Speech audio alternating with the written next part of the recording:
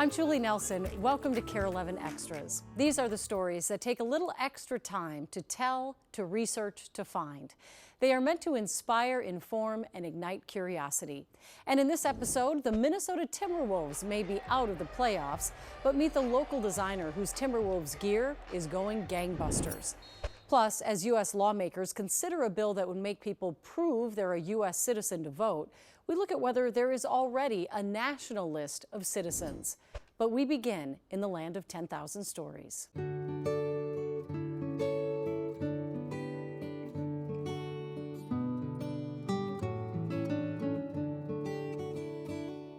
Well, we all know chicken noodle soup can be good for the soul. But in this case, it's a chicken named Noodles that's warming hearts. Boyd Huppert shows us how in a small town southwest of the Twin Cities. Time was if you mentioned chicken in Truman, Minnesota. Thoughts turned to the lunch special at the Casey's. No more. This is Noodles. This is Noodles. One of the crew. And these are Truman's Public Works employees who had their shop door open about a year ago. She was out back When a stranger walked in. Something had been chasing her and had her tore up pretty good. She was missing a lot of feathers and she didn't look good. Brent Brown and the others We're pretty familiar with the community. asked around. Nobody claimed her. Then, a funny thing happened. She decided this was her home. Up front at City Hall, Yep, the clerk set about that was Melissa and I. finding a name. I thought Nugget was a great name, but I got outvoted for Noodles. Chicken noodle soup, chicken nuggets. All right, Noodles. Then big, strong, hard workers What do you say, son? found their soft sides. There you go, sweetheart. Mike Ray helped feed Noodles. Then Noodles fed him. In our skid loader, right there in the seat. An egg. Yeah. Went home for lunch and fried up the egg. Noodles laid dozens more around that corner. It's her way of thanking us, I guess. Anytime you're doing any kind of work, she's right there. She's got to know what you're doing. Loves being around people. Free to leave at any time, the same way she came in. She hasn't. She's definitely been a morale lifter for sure. Fire departments have Dalmatians. Well, the utility crew's got a chicken. A hen with a hankering for surprises. That's something. You ever see a chicken walk up the steps? It's a thing. You gotta walk up steps to get here. Very comfortable. The highest spot in the shop, looking over her domain. This is her place. She knows it. Still a working garage. But so much better to have Come here, sweetie. clucks That's my girl. with your trucks. That's my girl. Boyd Huppert, KARE 11 News, That's my girl. Truman. The Public Works Department contacted several people in and around Truman who raise chickens. No one is aware of any escapees. The workers say they didn't adopt Noodles, Noodles adopted them. You can now watch full half-hour specials from Boyd's Land of 10,000 Stories wherever you stream. You can also watch every story from the beginning in 2004 by searching for the Land of 10,000 Stories, the complete collection on YouTube. When we come back, KARE to explain. As U.S. lawmakers continue to debate proving U.S. citizenship to vote, we look into why there isn't already a national list of citizens.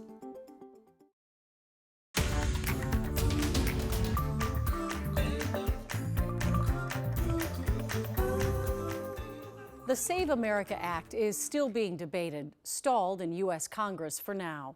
The bill would require people to prove their citizenship to register to vote. But have you ever wondered why there isn't already a national list of citizens to help verify that information? Chris Harapsky looks into it for KARE to explain. We've been covering the Save America Act in Congress right now, and it brought up a question. If the government knows who all the citizens are, then why do we have to prove it in order to register to vote? But then that triggered another question. Does the federal government have a list of all U.S. citizens? No, it doesn't have a list of all U.S. citizens, and it never has. Minnesota Secretary of State Steve Simon says this typically surprises a lot of people, but there are a number of reasons why a so-called master list of citizens doesn't exist. Remember, we have birthright citizenship in this country, which means if you're born on U.S. soil, you are automatically a U.S. citizen. There's no document you have to fill out.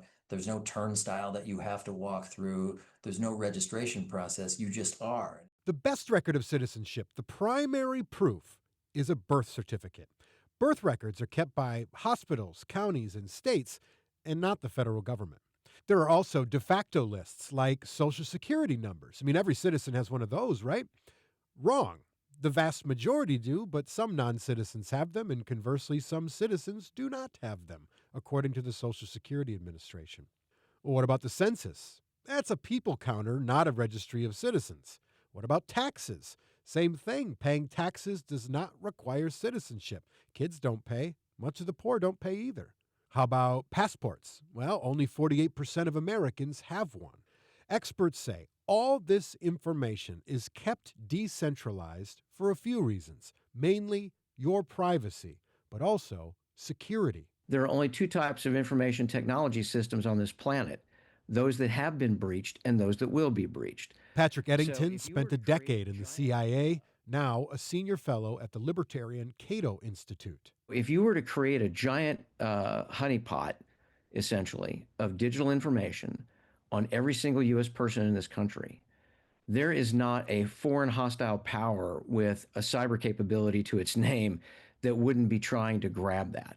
Would it be helpful or harmful if there were a master list? I think, potentially that would be very, very helpful.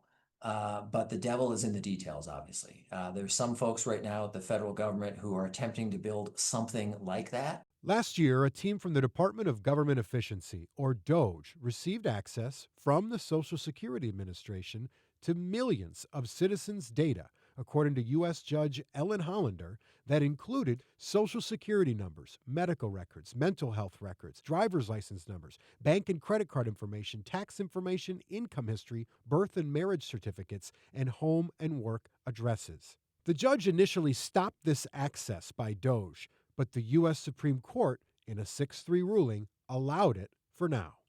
The Department of Homeland Security tells KARE 11 that the information collected goes into a service that verifies citizenship and immigration status by searching available federal government databases. Not a master list, but the closest it's ever been. That was Chris Harapsky. Up next, the Timberwolves are out of the playoffs, but it's some of the most sought-after Timberwolves gear out there. Lined up all the way around, people running.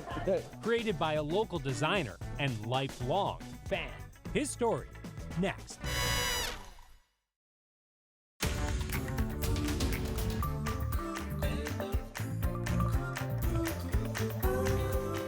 The games haven't been the only thing firing up Timberwolves fans. Some Wolves gear is so popular, people are lining up to grab it. And it turns out it's not only created by a Twin Cities designer, but a lifelong superfan. Kent Erdahl has more on this courtside courtship that turned into what some think is a pretty cool clothing line. Show up early for a Timberwolves game and you might cross paths. Hi, baby. How you doing? Yes, sir. How are you? With a colorful character. How you been, though? You been good? Who needs no introduction to the courtside crowd. This man represents Minnesota Timberwolves basketball. If you know the Timberwolves, you know Jordan Dye. Period. Point blank, period. Even if you don't know his name, Jordan Dye's passion and sideline style have been easy to spot throughout the Timberwolves' resurgence in recent years. Are you having a good time? I'm always having a good time. That love for this place took root as a kid in the 90s, growing up cheering on his favorite team with his family. We had season tickets for 25 years. Those seats were not courtside, but there were perks. We'd always have Crunch come out to my birthday parties, so that was always fun. Little did he know it would lead to one day having his parents come out to a different kind of party at Crunch's home. We got 7 items total this year. To celebrate a collaboration. The KG era logo, the trees. Decades in the making. Got the cleaver on the sleeve on that, and then lamb chops on the back. Lamb chops is Jordan's other passion, one of 2 fashion brands he's steadily built since 2012. Started just kind of messing around, making t-shirts, and fell in love with it and just kind of ran with it. Business really took off after he designed a chain to show off Lamb Chop's sharp logo. Cut the bad, keep the good is like our tagline. You know, I'd go out, sell them off my neck to DJs and people out. People were literally like buying them off. Yeah, oh yeah, I would wear like 4 or 5 of them out and just sell them right off my neck. Got 40, 50 bucks. The strategy paid off, and soon DJs weren't the only ones wearing his designs. I worked with Mac Miller and Chief Keef, Chance the Rapper. He's got style all over the place, head to toe, literally. Timberwolves Chief Marketing Officer Mike Grawl says Jordan's fashion and fan credentials made him a natural fit to try a local collaboration. But even he didn't realize how big it would be. That first drop that we had 3 years ago was very memorable. When the doors opened, it was just madness in there and sold out basically instantly on the first one. And that was a really cool moment. Each year since, the drops have gotten bigger. All right, here we go, here we go. And so has Hi, what can I get you? the hype. So there's one. Can't even see the end of the line, so that's pretty crazy. Like, let's put that one in here. NBA licensing rules limit sales to the Target Center only and cap the amount of inventory. But the appreciation just keeps growing. He took it from a small place and he's made it big, and we love him and we support him, running our butts in line even if we have to. Athletes are really excited about it too. Jalen Clark's an example of a guy who wanted to model that here. It's authentic. I think Jordan's like a hometown kid, so I really appreciate his point of view on the style of things, especially with the Timberwolves drop. It feels like I can relate to it, so it's just like really, really cool. I don't know how else to describe it, you know, it feels very wholesome. For Jordan and his team, who've been here since the beginning, thank you. It's also a little overwhelming. I'm better. See, that's all I needed. After years of hustle, the lifelong Timberwolves fan Congrats on the launch, brother. Appreciate it, y'all. has his own fans. Kind of have to pinch myself sometimes of getting to have that experience, and very, very honored and blessed to do that. At Target Center, Minnesota is forever. Kent Erdo, Love it here. KARE 11 News. Up north, off the grid, What I'm doing here, it's only possible in nature. legendary polar explorer Will Steger builds an architectural wonder and what he hopes will be his ultimate legacy. Next.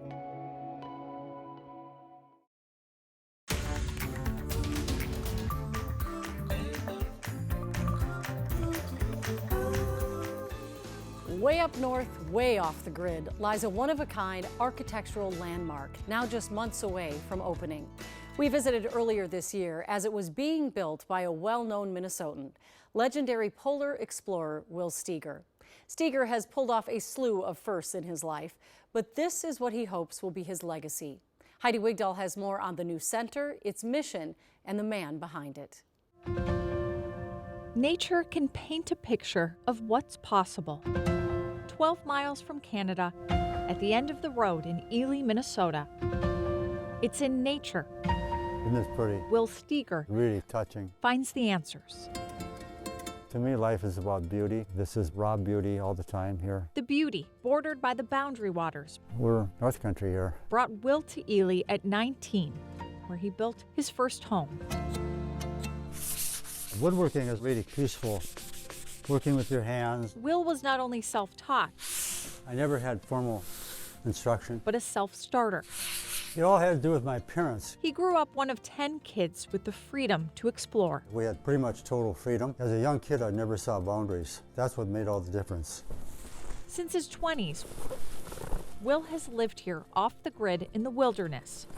25 of those years without a road. Biggest compromise in my life was putting a road in. Never thought I'd see that, but I put the road in order to build the center here. The Steger Center sits next to Will's cabin, an architectural marvel, decades in the making. I've been building this since 1987. I wanted to build a center in the wilderness to bring national and world leaders. I thought that would make the biggest impact on my life. The goal is to bring leaders together to solve seemingly unsolvable problems. What I'm doing here, it's only possible in nature. You couldn't achieve that type of inspiration that you needed and togetherness within a group. It's all about a team. Will has worked in teams his whole life, most notably The pole had never been done unsupported. as a polar explorer, And everybody said it was impossible. I really realized I could do that. but not alone. In March of 1986, an 8-member team set out on what would become a 56-day journey to the North Pole. We had 5 sleds. Each sled carried 1,700 pounds of food, and we left at 72 below zero. I mean, it was just like brutal. Ice ridges, 30, 40 feet high that we had to chop. It was no certainty until the moment we got there, and even then we didn't know if we had made it. It was kind of doing almost the impossible. On May 1st, the 1986 Steger International Polar Expedition made history as the first unsupported expedition to the North Pole. I also knew that the world would open up to me if I made the pole, and it did. What followed was a slew of more firsts. But behind every expedition was a purpose and a platform. In 89 to 90, Will led the first dog sled traverse of Antarctica. 6 people, 6 different countries, one goal of preserving Antarctica from mineral exploration. That drew world attention, and the leaders changed their opinion. Through a 2-year project, it was reversed, and Antarctica now is preserved.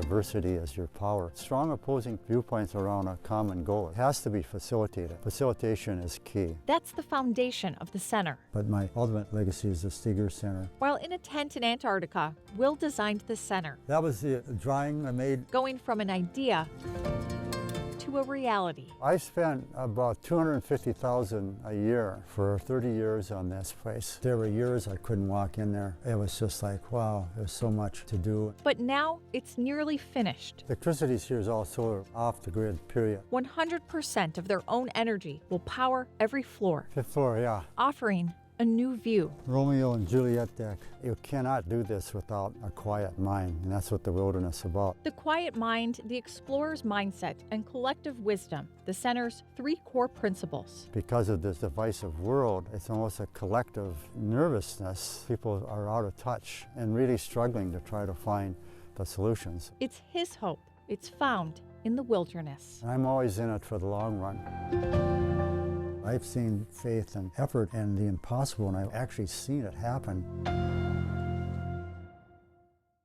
The center has at least 4 groups coming this year, starting in August.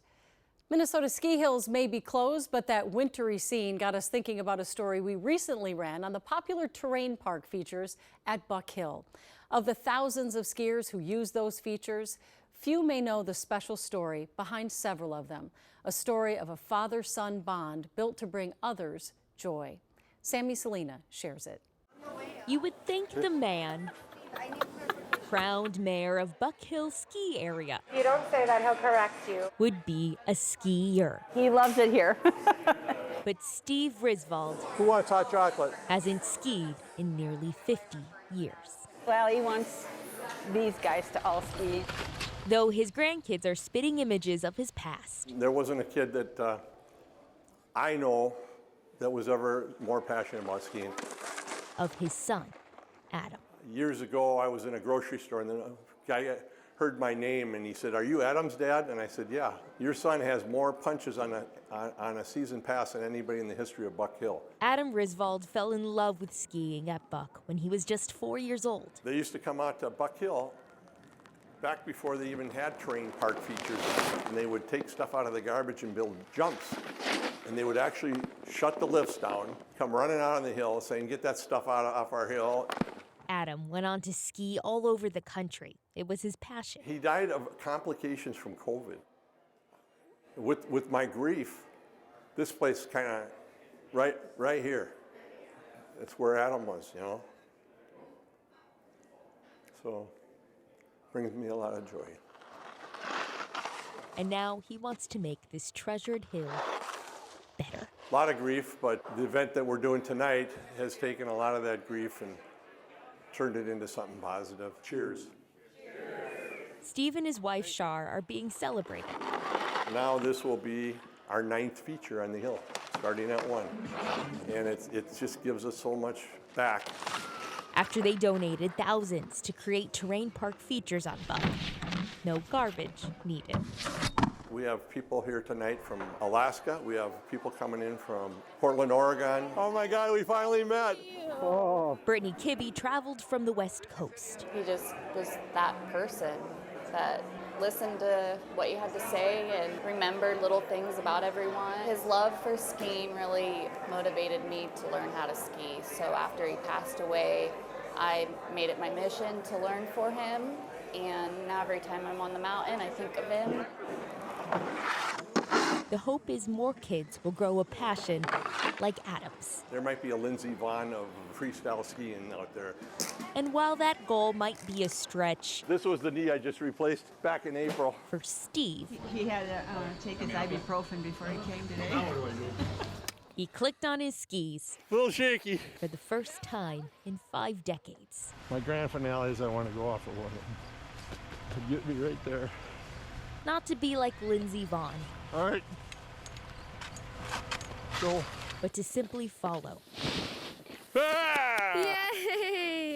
in Adam's tracks.